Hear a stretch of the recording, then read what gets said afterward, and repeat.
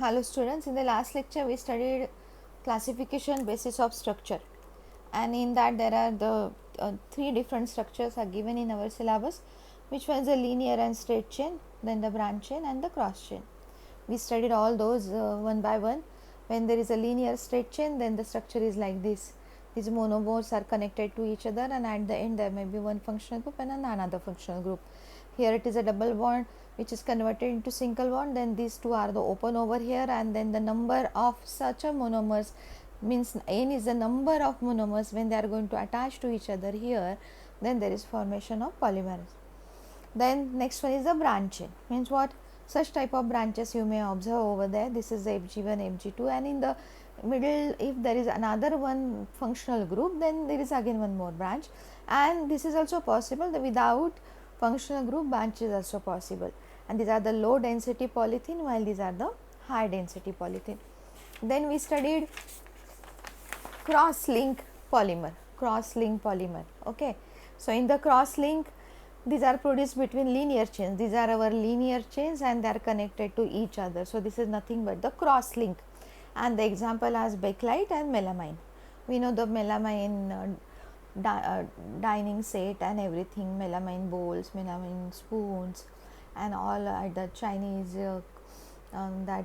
small Chinese outlets, they always use the melamine crockery. And in our houses also there is the melamine. Okay, that is melamine, you know that very well. Okay, next one is the basis of mode of polymerization. I explained this is from the low molecular mass material. If you are going to apply high temperature, pressure or catalyst, it is converted into high molecular material. Okay, how we are going to get all these things? And there are different methods. What is that? First one is the addition polymerization. This is also known as chain growth polymerization. Chain growth. So addition takes place like this. Here it is one more monomer, here it is another monomer. Then again to this end there is the another monomer. Then again to this end there is another monomer. Like this is chain growth polymerization. Condensation polymerization, that is the step growth polymerization. When there is a condensation, means something is going to remove from that attachment, and then one more additional growth is there, and that is a step growth, and one is ring opening polymerization. We will see all these three one by one. Okay, first one is the addition polymers. Now what is this addition polymers? This is nothing but formation of polymers by addition of monomers, very easy, without loss of any small molecule. Any small molecule, just like a H2O, there is no removal of H2O or the CO2, no, this is not the case over here. Without loss of any small molecules, they are just connecting to each other. Compounds containing double bond undergo addition polymerization. Generally, compounds containing double bond undergo addition polymerization. What do you understand from this? See here, this is double bond over here. Okay, this is our vinyl chloride.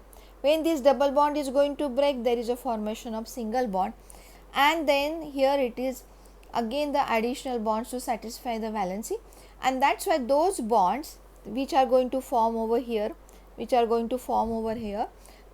going to connect to the next monomer of the same time. This is nothing but the addition. Now this is vinyl chloride.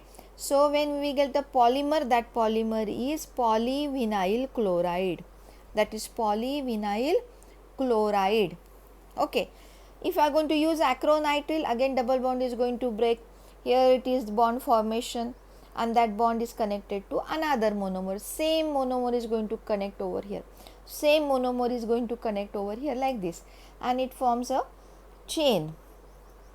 Polythene, we studied this polyethylene in our 11th standard. This is CH2 double bond CH2.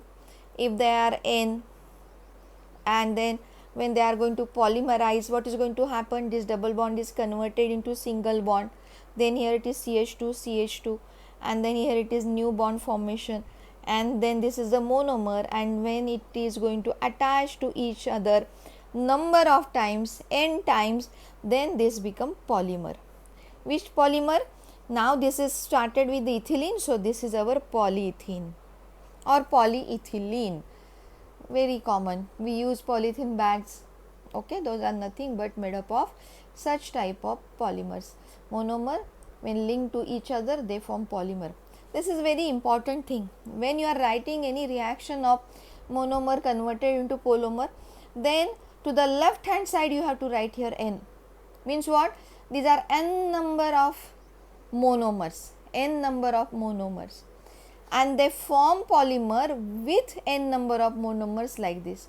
So left hand side you always have to write reactant N is outside the bracket to the left hand, and while by breaking the bond you should show the connection in between the another monomer with such type of bond. So you have to take connection from this C, connection from this C to out, and put bracket like this, and then write N over here, then write N over here, and so that is formation of polymer. Always remember this thing. If you are not going to write N, if you are not going to write N here, this is to the left hand, this is to the right hand, then there is no meaning of making of polymerization. And if you are going to forget this, you have to forget for the marks also. You are not going to get mark for such a type of wrong interpretation. Okay. Now what is this addition polymers? Addition polymers formation undergo some mechanism. Okay, and we have basic idea of this mechanism. This is the free radical mechanism we studied in 11th standard. Free radical mechanism. If suppose any element and it is with the just one electron like this, then this is known as free radical. This is our free radical. How we get this free radical? We get this free radical with homologous breaking of the bond. Homologous means what?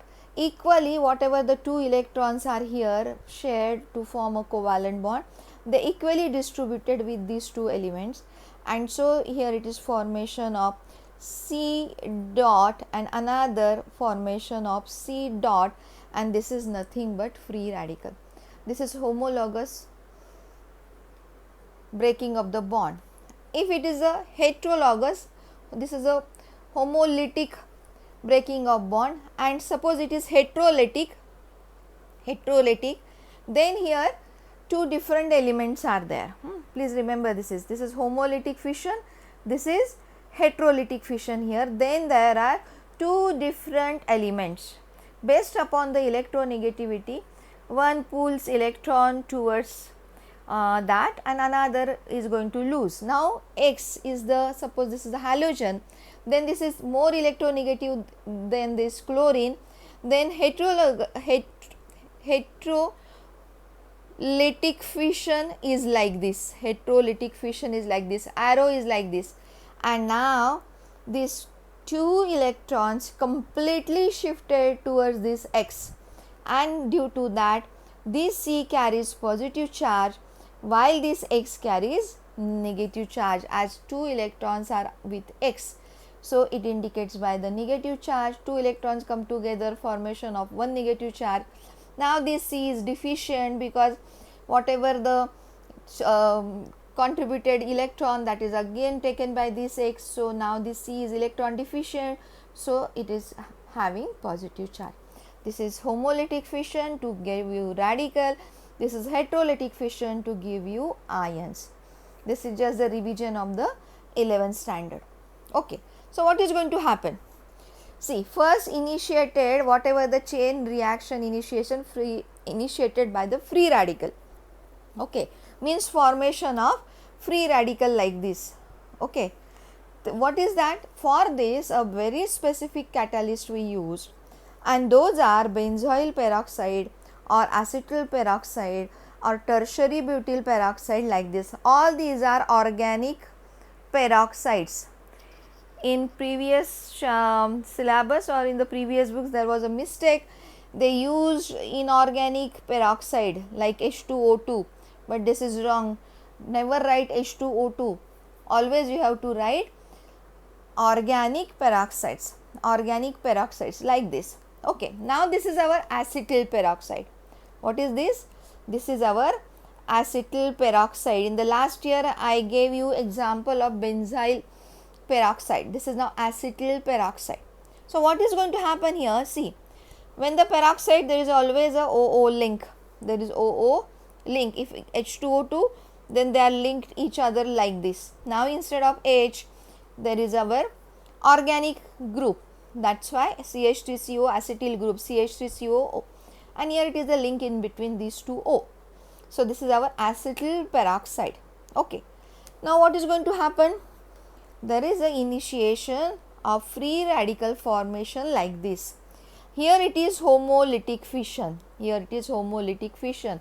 See, homolytic fission, you have to show it by the half arrow. That is fish hook arrow. It is not complete arrow like this. This is not like this. This is half. It should be like this. Only one point is over, not 2 points like this. Okay, be remember this thing. If you are going to score 70 out of 70, and then such type of mistakes examiner is going to find out, and they will going to cut your marks. So those are having aim of to get 70 out of 70, then please pay attention all these minute things. Okay, so what is going to happen? See, if this bond is going to break equally homolytically, means the two electrons which they are formed in between, which they are used in the form of the OO, the bond formation in between OO, they are distributed equally.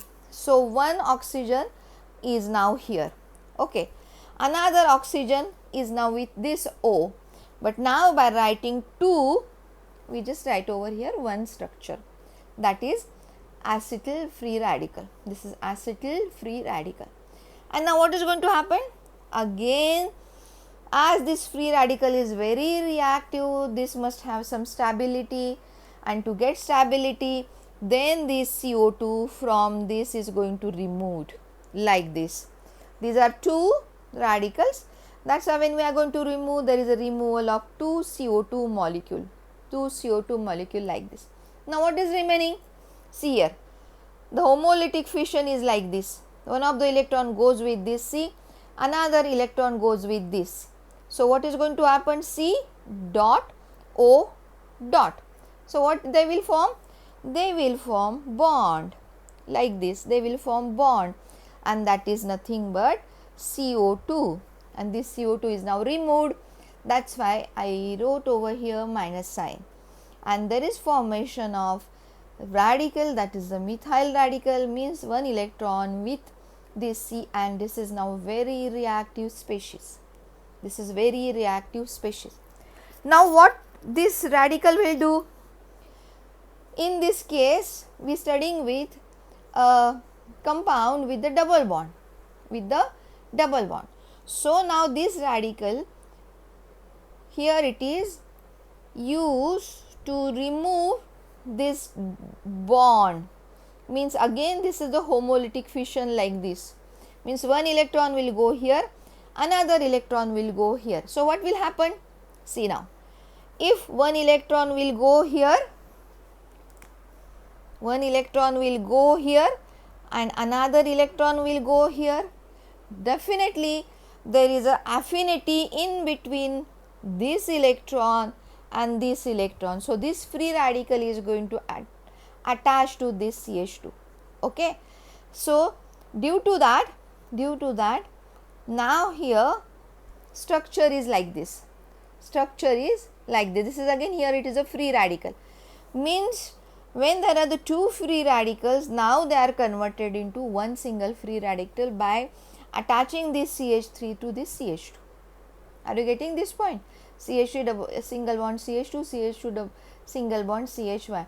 1, 2, 3, but here it is the free radical, so it satisfies the valency of this carbon. Please remember this thing, otherwise you are going to ask me how it is possible. Okay, now this CH3 3 hydrogens, 1 bond 4, here it is 2 hydrogens, 2 bond, total valency is 4, and here it is 1, 2, 3, but on this carbon there is a free radical. That's why carbon's valency is satisfied, and that is 4. Now this is one more interesting thing. In our textbook it is given in the form of Y. But what is the possibility of this Y? If this Y is equal to H, then this compound is our ethene. If this Y is chlorine, then our compound is vinyl chloride. If this Y is CN, then our compound is acrylonitrile.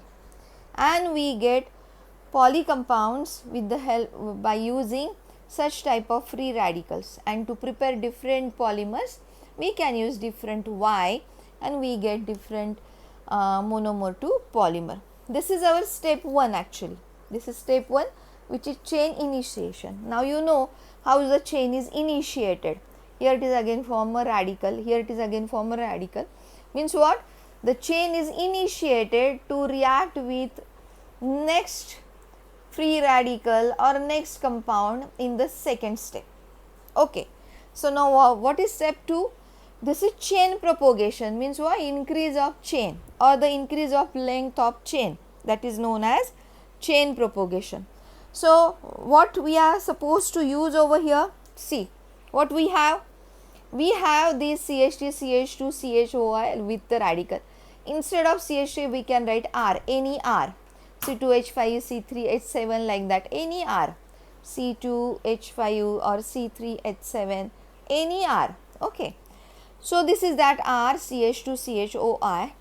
Now with this compound, if this Y is, here it is, we write or Y, maybe there are the 3 possibilities, but for the time being when we are writing general reaction, that's why we mention here it is Y and we mention here it is R, because we are writing here general reaction.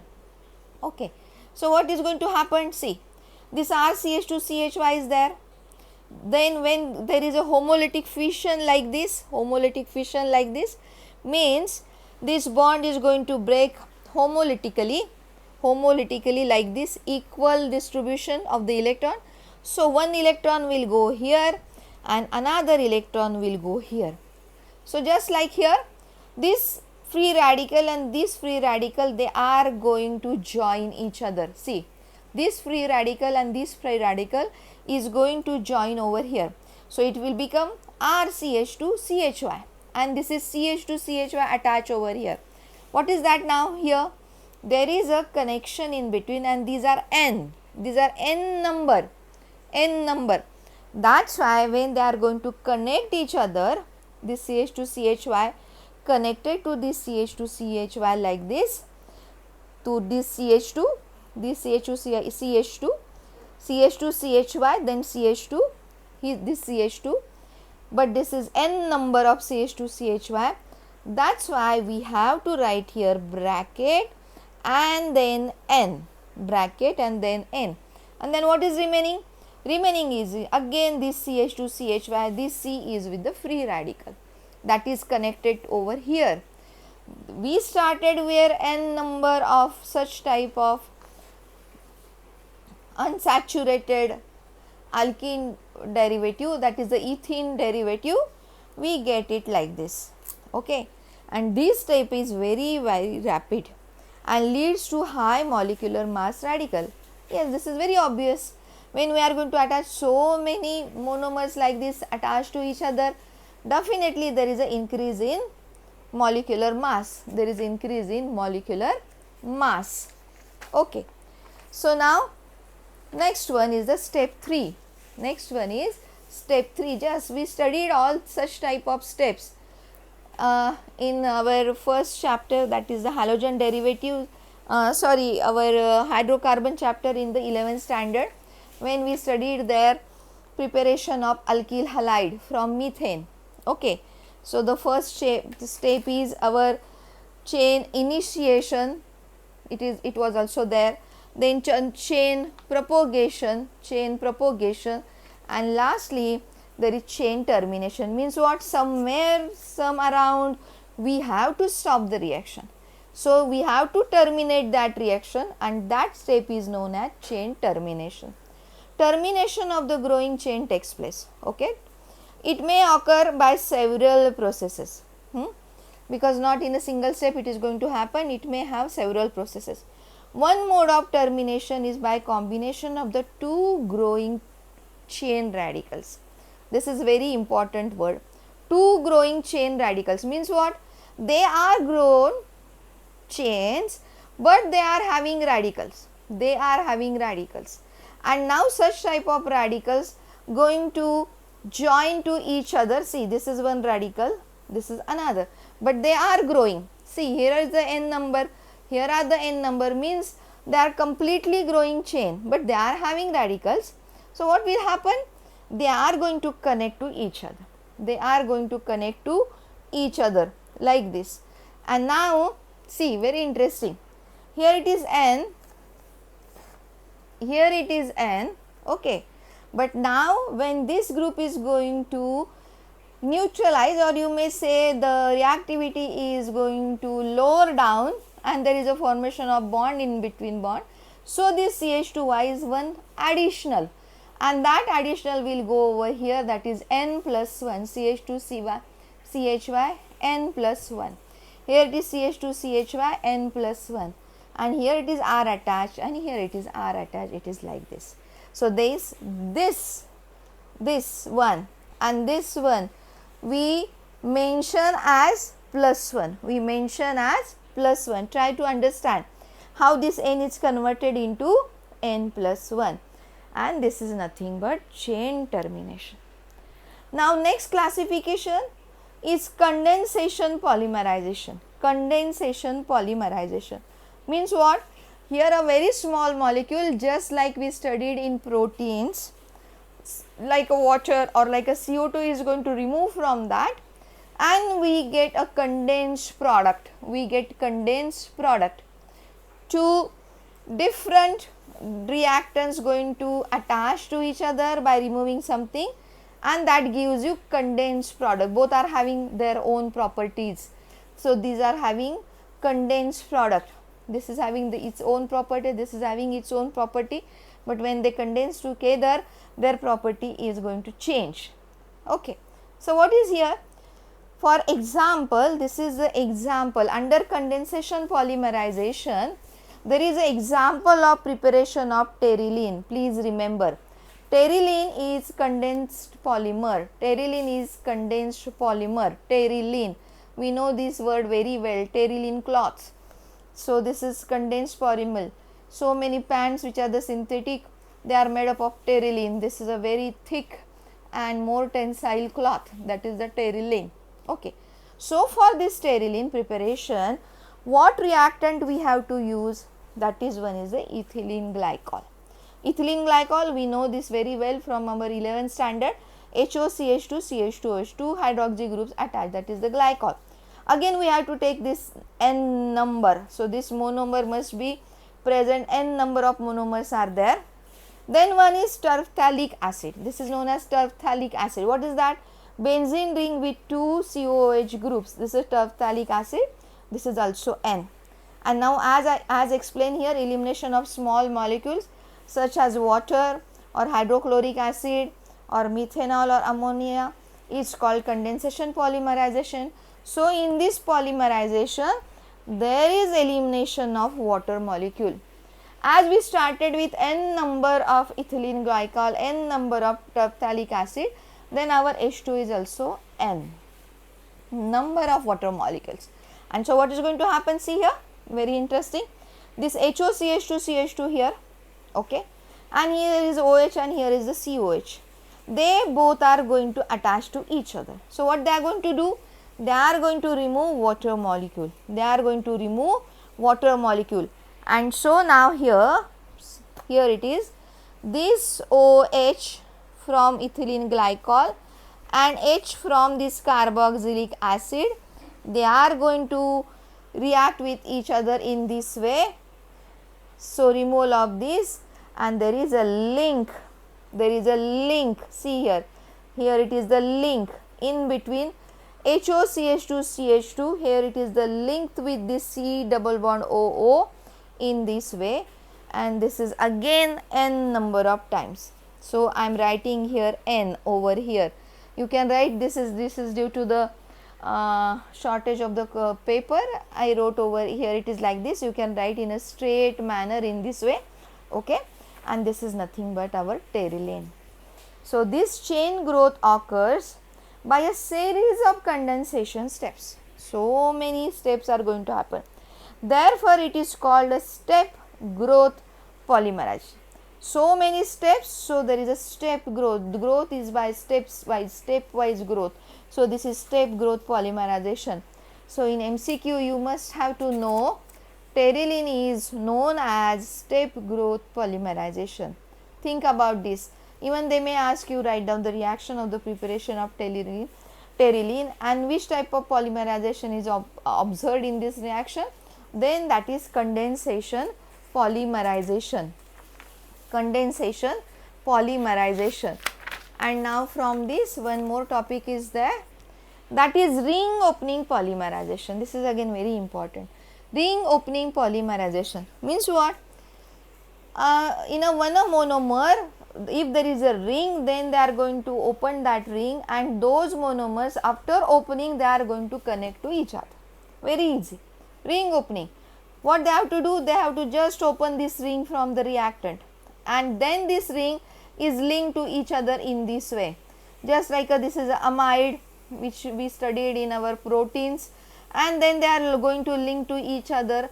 Here these are the n number of monomers of this the ring structure, and now here it is the formation of the polymer with the n number of these monomer units attached to each other. Okay. Now this is very interesting. Strong acid or base catalyze this reaction. Here should be strong acid or strong base for the catalyzation. Okay. Polymerization of epsilon caprolactam. This is not E, this is epsilon. Now what is this epsilon? I will explain. Proceeds by addition of single monomer unit. This is a single monomer unit, but never of larger unit. This is very smaller unit, not a larger unit, to the growing chain molecule. So they are going to attach to each other. So there is a growing chain molecule. See now the structure. This is not E caprolactam. This is epsilon caprolactam. In Greek, fifth letter is epsilon. Fifth letter is epsilon. Okay, this is in Greek, fifth letter is epsilon. How this is so? Here it is functional group. Next to functional group, we know that this carbon is alpha. Next to that, this is the beta. Next to that, this is the gamma. Next to that, this is the delta, and this one is the epsilon. How many are there? 1, 2, 3, 4, 5. Means what? Fifth Greek letter is epsilon, and that's why we are mentioning here this is the epsilon, and to epsilon this is the amide ring. So this structure, this compound is known as epsilon caprolactam. Remember this very well. Epsilon caprolactam, very easy. NHC double bond O, and remaining carbons are in chain 1, 2, 3, 4, 5, and here it is 6. So the total are 6. In a ring there are total 6 carbons. So what is going to happen? See here, bond is going to break in this way. Due to this strong acid and base we use as a catalyst. So now if this bond is going to break, see this bond is going to break. So here it is formation of bond now here with this NH, and to C double bond O, one more bond is here. Now we are going to use repeatedly this, that's why here it is N, this one monomer, but they are number of, they are linked to each other by opening the ring. By opening the ring they become straight, and now here it is bond, here it is bond. So the next unit is going to attach over here, next unit is going to attach over here or to here, and the name of this polymer is nylon 6. We know nylon very well. Nylon ropes, nylon cloth, nylon net, fishing net, all these are of the nylon made up of. This is 6. What is this 6? What do you think about this 6? Very easy. This 6 is nothing but these 5 carbons, and this is the 6th carbon. This one is the 6. So total are 6 carbon in this structure. That's why the name of this compound is nylon 6. Next, compound is nylon 6. In our textbook, one more time this reaction is here. This is nylon 6 preparation, and this is under polyamide polymers. Polyamide polymers. We know the amide group NH bond C double bond is the amide group. It is so many times, so this is poly. So the preparation of nylon 6. So when this topic we are going to see, we are not going to see this reaction again and again. You just remember this reaction nicely, very easy reaction. So this is all for today. In the next lecture we will see next topic. Thank you, students.